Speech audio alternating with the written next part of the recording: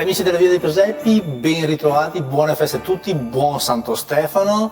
Siamo qui a Silea, siamo con Marco Torresana, l'autore di questa bellissima mostra. Buon Santo Stefano a te, Marco. Grazie e tanti auguri di buon Natale. E raccontaci un attimino, innanzitutto questa mostra, quanti volontari ci hanno lavorato, quanti presepi ci sono, insomma, Allora, facci sorridere. Allora, la mostra dei presepi di Silea è presso il Centro Culturale Carlo Tamai e ha avuto la bellezza di 15 volontari per 15 giorni interi per l'allestimento di questa mostra. I volontari sono, oltre delle associazioni territoriali, anche i volontari del Comune di Silea, perché abbiamo costruito una rete di volontari.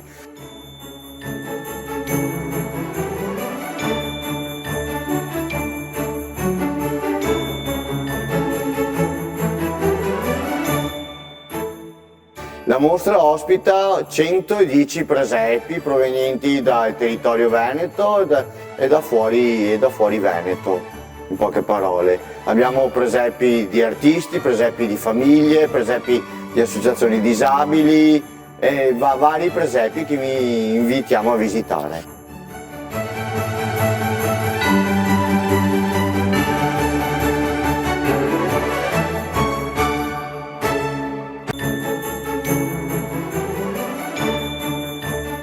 Marco, parlavamo poc'anzi mentre mi facevi fare questo bellissimo giro della mostra, la qualità si è notevolmente aumentata in questi anni, quindi sì. Segno che lo spirito natalizio sta ritornando tra i cittadini. Esatto, allora lo spirito natalizio sta ritornando, il presepio dà senso di famiglia, di comunità, di pace e serenità.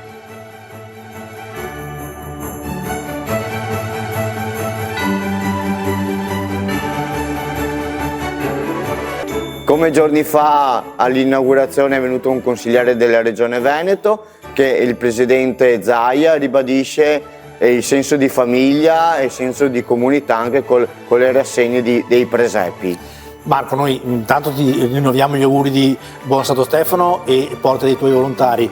Per tutti i telespettatori che volessero venire qui al centro, qui a Silea, che orari devono visitare da adesso in poi? Allora, la mostra di presepi di Silea è aperta tutti i giorni, il mattino dalle 9:30 alle 12:30, 15:30, 19:30. Tutti i giorni vi aspettiamo.